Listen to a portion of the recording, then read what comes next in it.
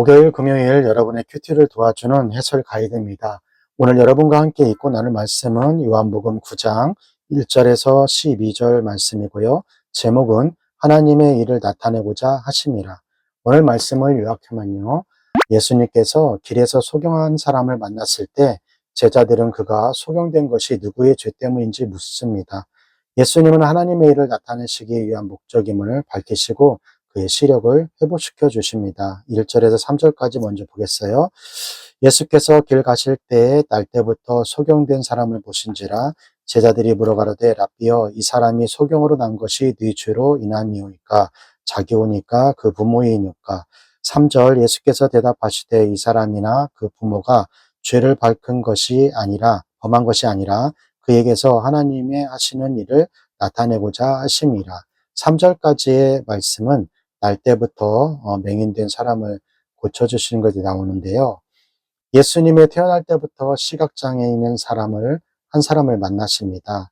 내가 우연히 만난 사람이 나에게 도움을 줄 수도 있고 받을 수도 있고 또한 변화시킬 수도 있는 것이죠.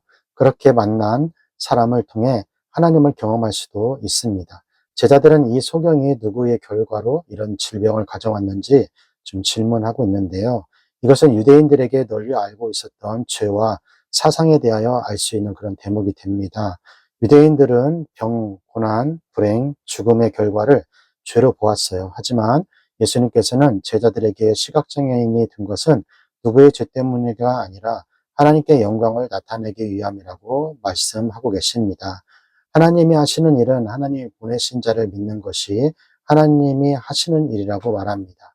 병, 고난, 불행, 죽음의 죄의 결과라고 이런 식을 만들어서 적용하면 안 되는 거예요.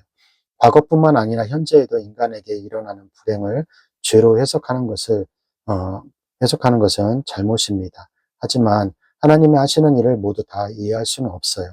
여전히 고통의 문제는 풀기 어려운 숙제인 것이죠. 4절에서 5절 보겠어요. 때가 아직 낮음에 나를 보내신 이의 일을 우리가 하여야 하리라. 밤이 오니 그때는 아무도 일할 수 없느니라. 5절 내가 세상에 있는 동안에는 세상의 빛이라. 5절까지의 말씀은 세상의 빛이신 예수님인데요.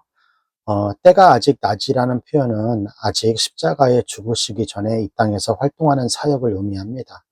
아들이 있을 동안에 빛이 있는 것이고 아들이 떠날 때 밤이 오는 것입니다.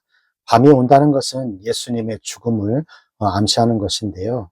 예수님께서는 어둠에 있는 사람들에게 십자가에 죽기 전까지 빛을 비춰주시고 있는 것입니다. 예수님은 빛으로 세상에 오셨고 그 빛이 어두운 세상을 비추고 있다는 것은 요한복음의 핵심적인 그런 내용입니다. 예수님을 믿으면서 세상의 어둠에 살면 그는 거짓말장애이며 하나님을 거짓말장애로 만드는 것입니다. 세상의 빛이신 예수님께 나오면 삶의 어두운 부분이 사라지는 것이죠. 빛이 비치는 순간 어둠은 즉시 물러가게 되는 것입니다. 6절에서 7절 말씀 보겠습니다. 이 말씀을 하시고 땅에 침을 뱉어 진흙을 이겨 그의 눈을 바르시고 7절 이르시되 실로암 못에 가서 씻으라 하시니 실로암은 번역하면 보냄을 받았다란 뜻이라. 이에 가서 씻고 밝은 눈으로 왔더라. 7절까지 말씀은 예수님의 치유 기적인데요. 예수님이 소경을 향하여 진흙에 침을 뱉어 이겨서 그 진흙을 눈에 바른 행위는 정확히 왜 그랬는지는 알 수가 없어요. 예수님은 병을 고치실 때 상황에 따라 각기 다른 방법을 사용하셨는데요. 예수님께서 침을 뱉어 진흙을 만들어 병을 고치는 것은 요한복음에만 나오는 유일한 사건입니다. 이 방법이 이 출생 전부터 소경이 된 이에게 순종하게 만드는 방법이었기 때문일 것입니다. 그 사람은 즉시 순종하여 실로암 못으로 갔고 거기서 씻고 밝은 눈으로 돌아왔습니다. 예수님이 안식일에 침을 뱉어 진흙을 만든 행동은 안식일에 금지하는 행위 39개 중 하나를 위반한 거예요. 예수님께서 침을 뱉어 진흙을 눈에 바른 행위는 기름을 바르다라는 말과 일치할 수 있다고 볼 수 있는데요. 세상에 빛이신 예수님께서 시각장애인 사람에게 베풀어준 그 큰 사건이기도 합니다. 8절에서 9절 보겠습니다. 이웃 사람들과 및 전에 저가 거리인 것을 보았던 사람들이 가로되 이는 앉아서 구걸하는 자가 아니냐. 9절 혹은 그 사람이라 하며 혹은 아니라 그와 비슷하다 하거늘 제 말은 내가 그러라 하니. 9절까지 말씀은 이웃의 혼란이에요. 시각장애인들은 구걸하면서 먹고 살았기 때문에 그들의 삶이 형편이 없었다는 것을 알 수 있어요. 당시 이러한 유사한 장애인들을 보호받지 못하고 힘든 생활을 한 것을 지금 의미합니다. 그 이웃들은 이 사건을 잊지 못하고 혼란스러운 상황이었어요. 기적을 믿지 못할 때 그렇게 혼란스러운 일들이 생기는 겁니다. 10절에서 11절. 저희가 묻되 그러면 내 눈이 어떻게 떠졌느냐. 11절. 대답하되 예수라 하는 그 사람이 진흙을 이겨 내 눈에 바르고 나더러 실로암에 가서 씻으라 하기에 가서 씻었더니 보게 되었더라. 11절까지 말씀은 이웃의 질문과 출생 시각장애인의 대답인데요. 눈뜬 시각장애인이 눈 뜨고 나서 자기는 구걸하던 시각장애인이라고 고백합니다. 그들은 어떻게 눈을 뜰 수 있었는지 질문합니다. 기적을 체험한 사람은 그 사람이 예수라고 증언하며 당시 상황을 구체적으로 설명하는데요.